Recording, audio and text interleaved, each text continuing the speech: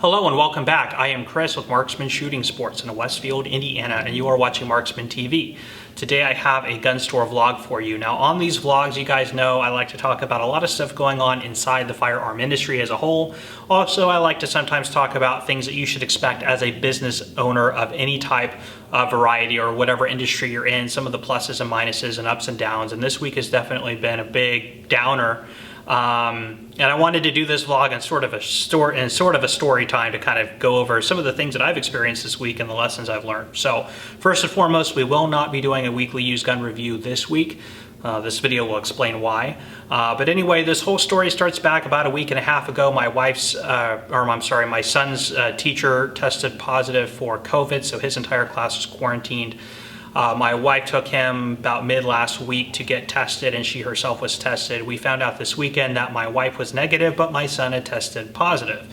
As of course I live in the house with my son, I was a close contact, so I made the business decision to close my store pending my own test results. Now I know there's a lot of debate over the severity of COVID, and some people are more comfortable with it than others, but when you operate a store, you really have to go with the lowest common denominator, taking your most sensitive, I shouldn't say sensitive, but your customers that are the most apprehensive about the virus and their safety and their comfort level. You have to take that into account so that every single one of your customers feels like their safety and security is your primary concern, and a big part of your business mission. So with that, I did decide to close until I was tested and my results were negative. I got tested on Tuesday and then found out on Friday morning that my results were in fact negative. So I have no symptoms, my son has no symptoms, my wife has no symptoms, so everybody's happy and healthy, at least as far as we are right now. Moving into that, so I opened up. I've been closed all week. That's why I haven't been getting in a lot of used guns this week to do this week's video, plus been dealing with all the other logistics of not being here and dealing with people's transfers and whatever. But I did open about midday yesterday, and I was here, closed, went home. So at about 10:15, I was at home watching YouTube videos like most normal people on a Friday night. I was actually watching 2A EDU, his live stream. By the way, super cool channel. You guys should definitely go check him out. Does some really cool Second Amendment, especially like legal stuff going on with the ATF, that sort of stuff. His commentary on that, his live streams especially, really, really interesting and insightful. So go check out his channel and subscribe. He needs a lot more subscribers than he has given the information he puts out. Anyway, at about 10:15, I'm watching that live stream, and I get a call to my phone from an unknown number, and like most people, I push it to voicemail thinking it's probably spam or something. Anyway, about a minute later, I got a voicemail and I listened to it, and it basically goes something to the extent of, "This is the Westfield Fire Department dispatch. There has been a fire at your location.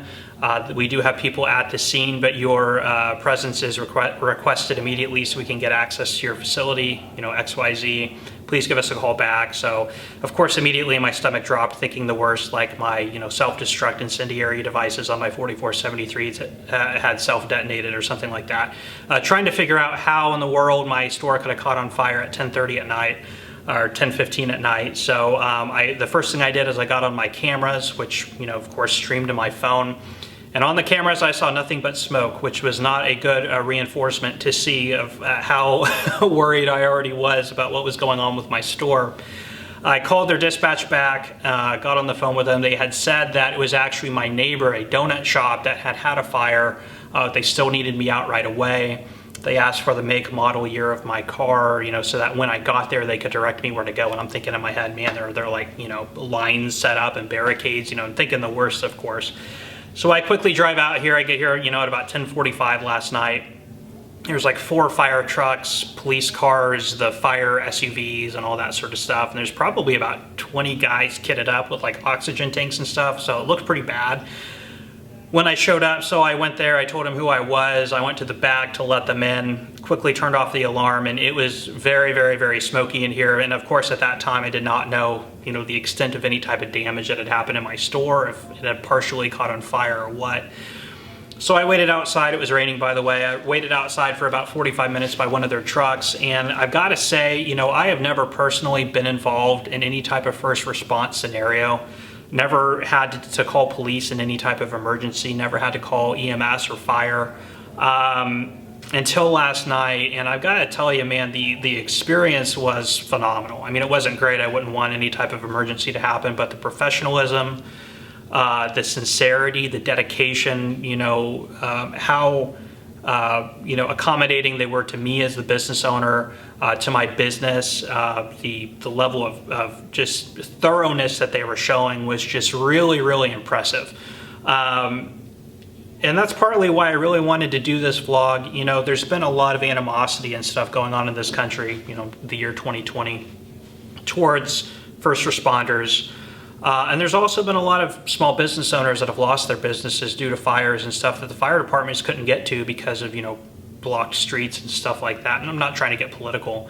But I wanted to just, if you're a first responder, fire, EMS, police, just the job you guys do is just, it's crazy. I mean, the level of training that I witnessed,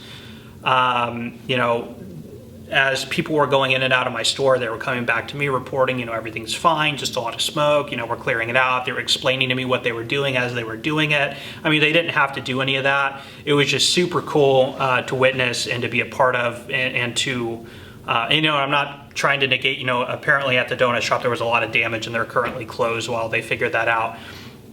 What had happened is a dryer had caught on fire. I think they washed some linens, put them in a dryer, and probably left for the night, and the dryer ended up catching on fire. The fact that they were able to respond and put that out, even given the amount of damage that they received in their business, and not have it spread to mine or any of the other businesses in the area. And we are in a strip mall, so we're all connected by, basically partitions of drywall between us. The fact that my store came out totally unscathed, other than some smoke, and the fact that my store smells like the inside of a 15-year-old toaster oven.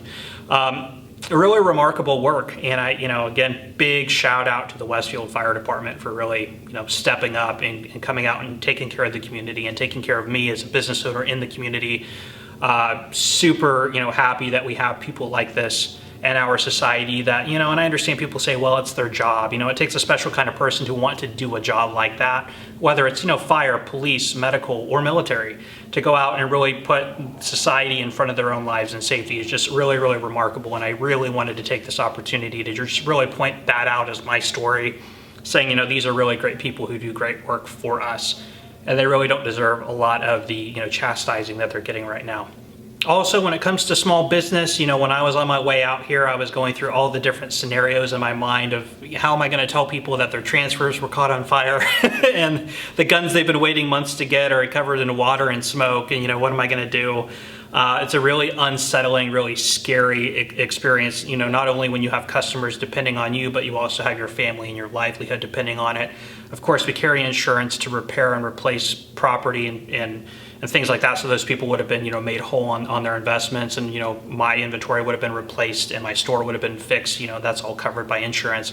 But then there's also the loss of business while you restructure and get stuff back on its feet. So just a really unsettling experience. And again, I personally did not have to endure that because people were able to get to my store and to get to my neighbor's store and put that fire out before it became a devastating issue. So anyway, with all that, again, sorry I'm not going to have a weekly used gun review video, and those are the reasons why. Wanted to share that experience with you guys. Hopefully some of you guys as business owners, maybe potential business owners or homeowners, take that with what you will. Again, big amount of support. And if you guys who are subscribers and watching, if you are first responders of any type, military, anything like that, thank you so much for what you guys do.